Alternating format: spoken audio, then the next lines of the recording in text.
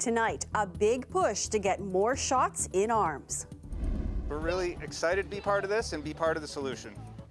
More clinics offering vaccines across Toronto as Peel Public Health prepares to host an all-night vaccine marathon. And reminding people not to gather into groups, to maintain their social distancing. A reminder, as the nice weather brings out more people, we'll take a look at the risks and the message from police. Plus, we used to serve 2,000 clients per month. Now we serve over 3,500 clients per month. A neighborhood steps up to help those battling food insecurity as the need grows 1 year into the pandemic. This is CBC Saturday News.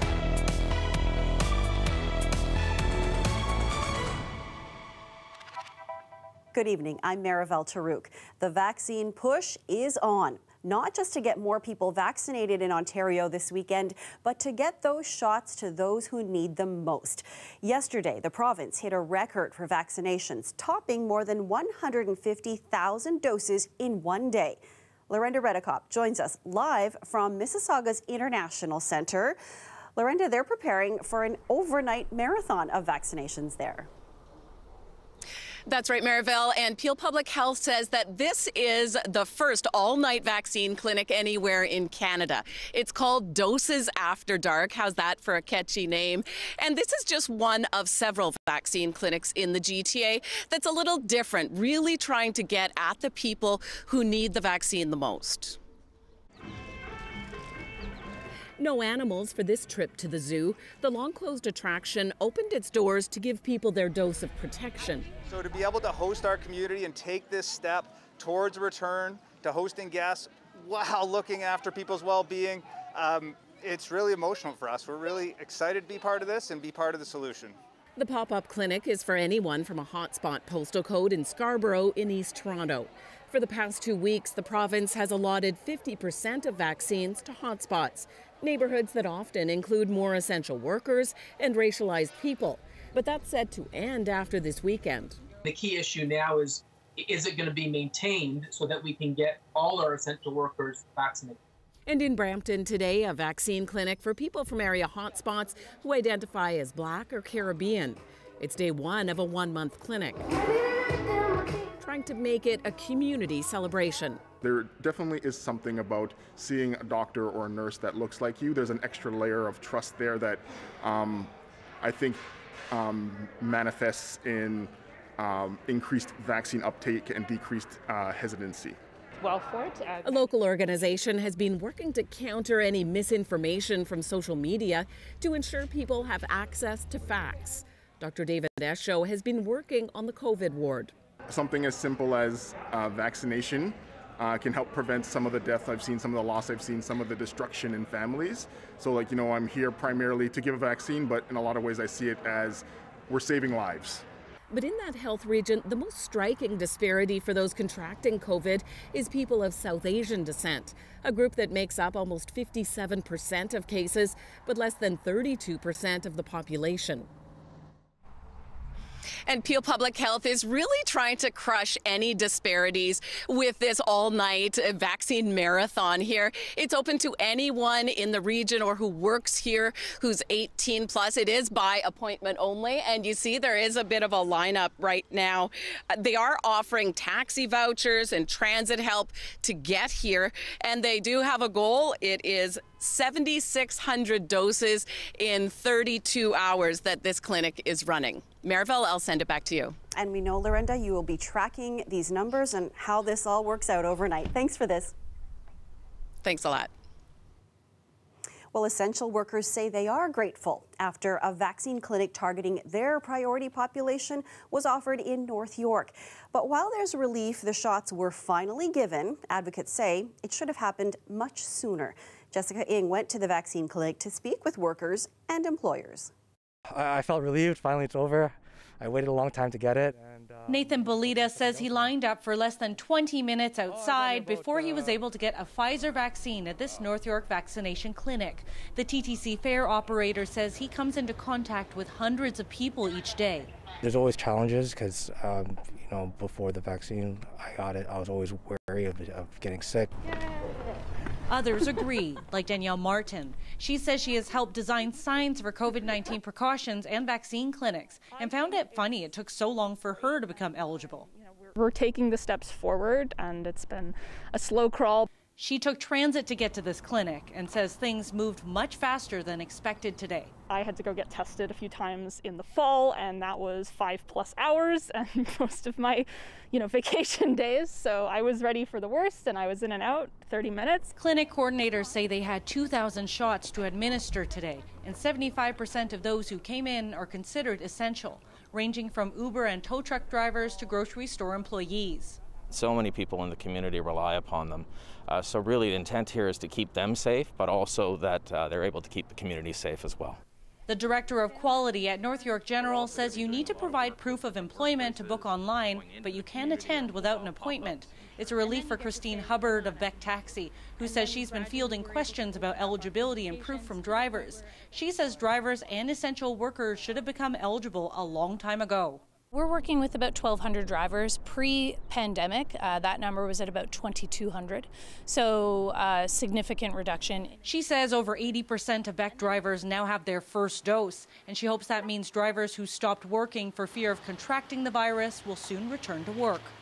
Frontline workers say the pandemic has expanded the array of jobs that should be considered essential. And as they've been waiting their turn to be vaccinated, they say part of the struggle is getting people to understand the risks they undertake every day. We're out there every day, and we're actually putting our safeties at risk every day just to get people moving. Coordinators say the clinic for essential workers will be offered again at Seneca College on Monday. Jessica Ng, CBC News, North York. With more people vaccinated and the warm weather upon us, the debate is increasing over spending time outdoors. Our Dahlia Ashery has more from medical experts as well as police. It's a warm one in the GTA this weekend. I was with my two best friends who also live alone, so we're not from the same household, but I think you have to weigh out the mental health consequences of being entirely alone. Others are dusting off their coolers and heading outdoors as well. The lockdown restrictions in Ontario have been extended to June 2nd.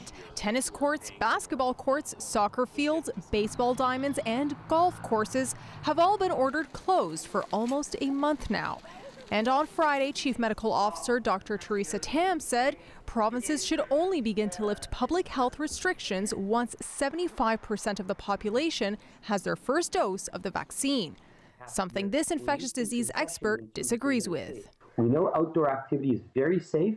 The risk is vanishingly small of transmission, especially heavy transmission. It's essentially zero. So I think that the important thing is for us to have those activities. Many people are in socially distant circles like this one here at Trinity Bellwoods Park. And with the weather getting nicer, that means more people are outdoors. But not everyone is from the same household. So how will enforcement work? Well, Toronto Police Services says they can't come up to you and ask you for proof of ID, and they could charge you. Now, so far, most of the charges that have been issued, Toronto Police Services says, has been for people congregating indoors. They're going to restaurants, they're going to places where people may gather in groups outside their circle of living. We've gone to 1,000 calls and we laid over 1,000 charges. Bylaw enforcement officers will also be monitoring the waterfront this summer, but for now, many are hopeful they'll have their summer back once restrictions are lifted. Most people, we've been cooped up for a while. The vaccinations are on the rise. I think people are a bit more responsible. The province says they should be able to lift restrictions on outdoor recreation by June 2nd, with more details on reopening plans in the days and weeks after that. Dahlia Ashery, CBC News, Toronto. Meanwhile, a large group of people gathered and marched today as part of the weekly anti-lockdown protests taking place in Toronto. Police have not yet confirmed if any tickets have been issued, but say they are continuing to enforce provincial orders. Police also say while they recognize the right to public protest, they're also asking the public to respect emergency orders. City of Toronto's COVID-19 incident commander Matthew Pegg tweeted this in response to the protests, saying, quote, "This type of irresponsible and selfish behavior would be better described as a please prolong the COVID-19 lockdown march."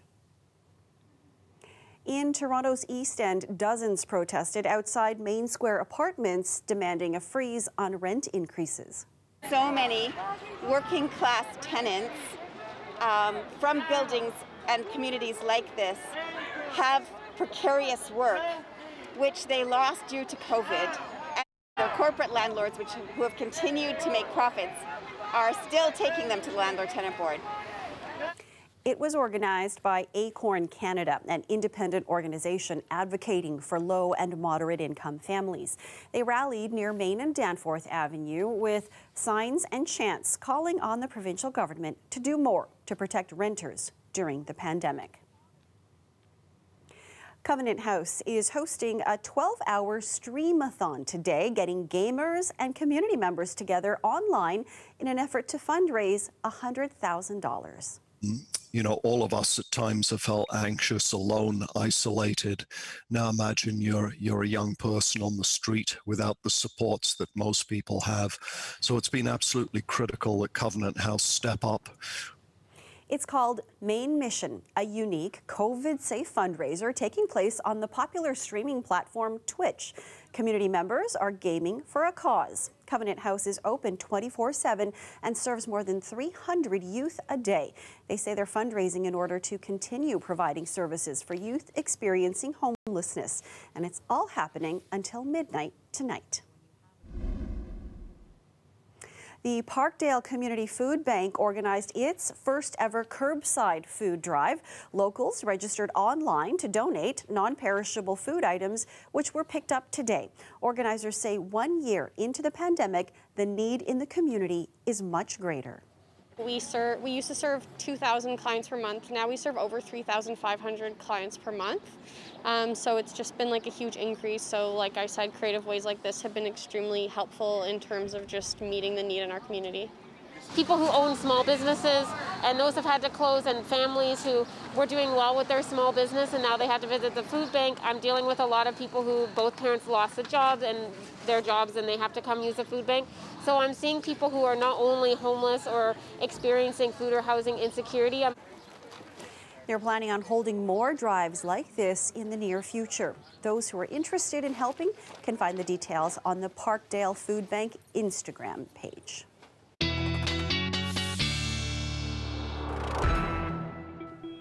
Well, Marta Chirelovich joins us now to talk about the weather. Hopefully a forecast we can all be happy about. And for once, I am the bearer of good news. Take a look at Saturday evening for Toronto, 16 degrees. That is closer to the daytime high. We do have a chance of a little passing shower, but nothing in the way of heavy rainfall. We are just being protected by this ridge. However, tomorrow, Sunday, we do have a chance of some of those storms bubbling up all along the escarpment and then in through Kitchener, Waterloo, Guelph area, but along the Golden Horseshoe, looking pretty clear, and it's looking really nice in terms of temperatures as well.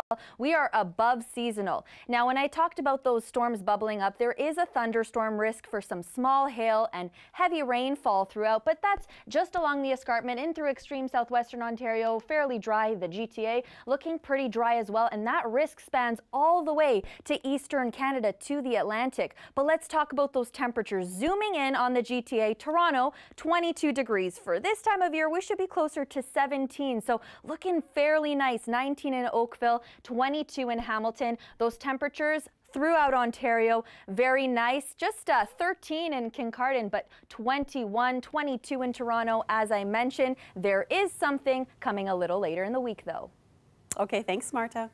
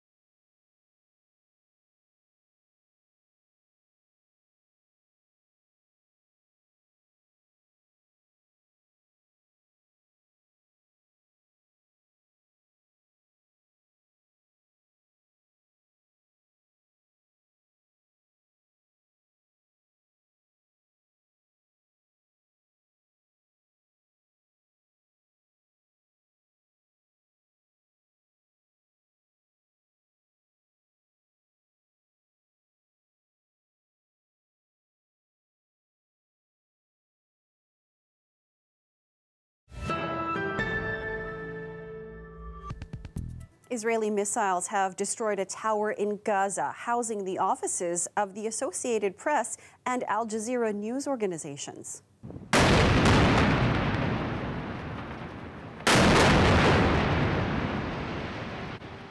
Israel says it also housed Hamas military assets, and it says it provided warning for those inside to evacuate. It came on the 6th day of Israel's Gaza bombardment that Palestinian medics say has now killed 140 people. Rocket strikes from Gaza continue to threaten Israel. In Tel Aviv, they sent thousands running for shelter, and in a suburb claimed their 9th fatality. Israel's bombardment of Gaza has made it the target of protests today around the world. In Paris, police deployed tear gas and water cannon against protesters. The Paris demonstration had been banned over fears it could turn violent. In Sydney, thousands attended a protest against the Israeli operation. There were also rallies in Britain, Spain, and Germany. And here at home, thousands have attended pro-Palestinian rallies in cities across Canada. The CBC's Aaron Broman was at the scene of one protest in Winnipeg. As the violence worsens overseas, tensions are high in Canada, too. This was meant to be a drive-by pro-Palestinian protest in Winnipeg. Instead, it became a standoff between Palestinians and those in support of Israel. The 19-year-old organizer of the pro-Palestinian protest says she just wants peace. She has family in Gaza. It's actually absolutely heartbreaking. It's terribly sad. I don't know how anybody could live with themselves knowing that this is happening over there.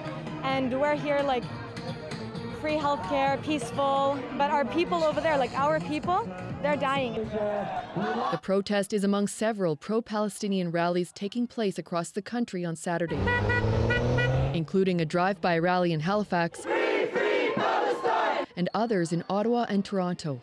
Montreal's protest drew hundreds in opposition to Israel's strikes on Gaza. A call for national attention to the conflict in the region. It's the home of Jews, Christians, Muslims. They live together peacefully, and they are now like killing people and saying, no, this is our home. It doesn't have any meaning, like doesn't have any sense. Canada has condemned the violence and has called for de-escalation from both sides. But pro-Palestinian demonstrators want the federal government to do more. Idris Al-Bakri, a Palestinian Canadian who lives in Winnipeg, grew up in Jerusalem. There's almost like a fear of mentioning Palestine. I think this is my call today to the Canadian politicians and to the leaders in government. Just say the name Palestine. That's all we're asking for. Acknowledge our pain, acknowledge our suffering, acknowledge suffering on both sides, the pain on both sides. Winnipeg's Jewish Federation calls the loss of lives abhorrent. But as tensions continue to mount, the United Nations and governments across the world are calling for an end to the violence and to civilian deaths. Aaron Broman, CBC News, Winnipeg. India's COVID-19 infections rose by the smallest amount today in about 3 weeks, but it was still more than 326,000, and desperation erupted into protest. Family members complained they can't fill prescriptions for the drug remdesivir.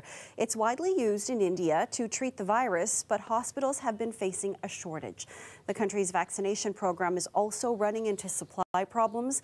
Today's death toll was again close to 4,000, with the government now confirming it has evidence of bodies being dumped into rivers. Maybe ride on the sidewalk if you're really little. Toronto's Lakeshore West welcomed cyclists, joggers, and more for Active TO today. We'll take you there after the break.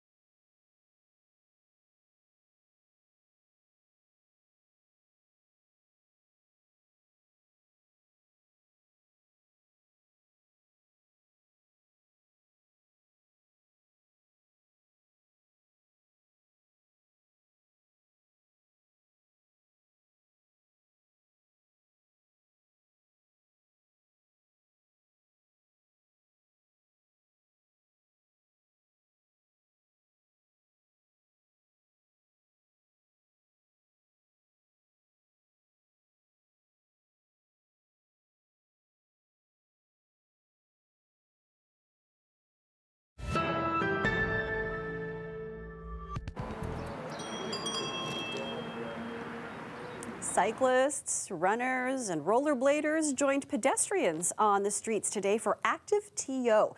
And for the first time this spring, Lakeshore Boulevard West is among the routes closed to vehicles. Hundreds of people took advantage of the space and the sunshine today, but the city says people should only do so with members of their household. We caught up with some people getting active today.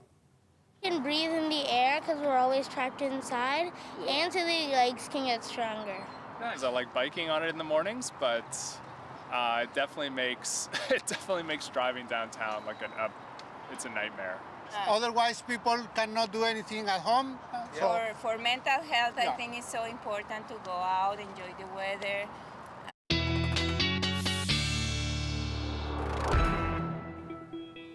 Marta's back for the long-range forecast, hoping for more of the warmth we've enjoyed this week.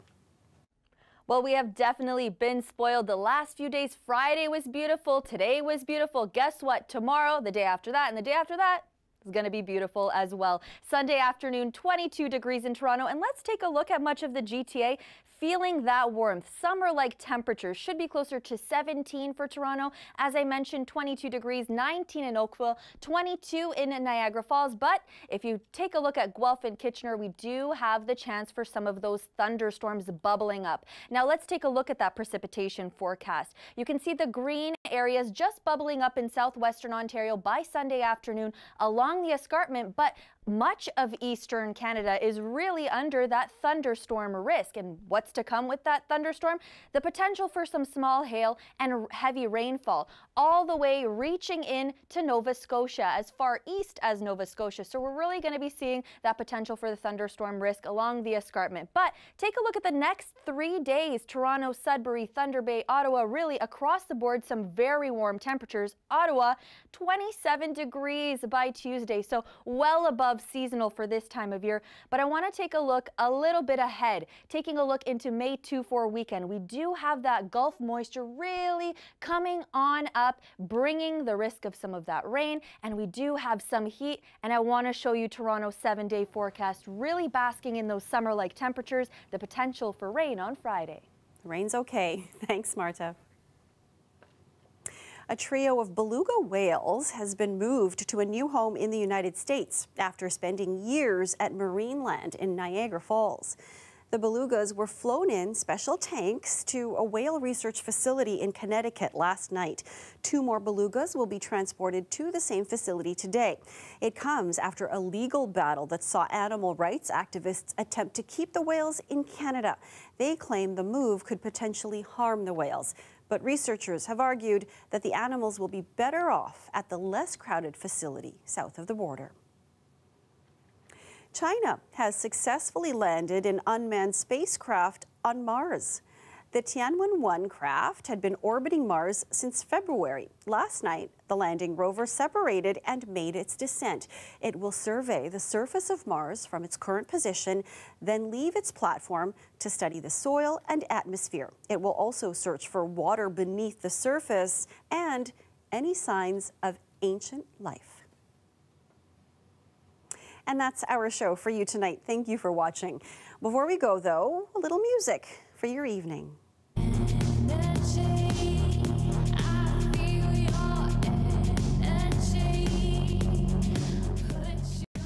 That's indie pop singer Rebecca Madamba, also known as Bex, from Colborne, Ontario. She's one of the many virtual artists being featured this year at Canadian Music Week, which kicks off in 3 days. Here's a little more of her song, Energy. Take care, everyone, and please stay safe.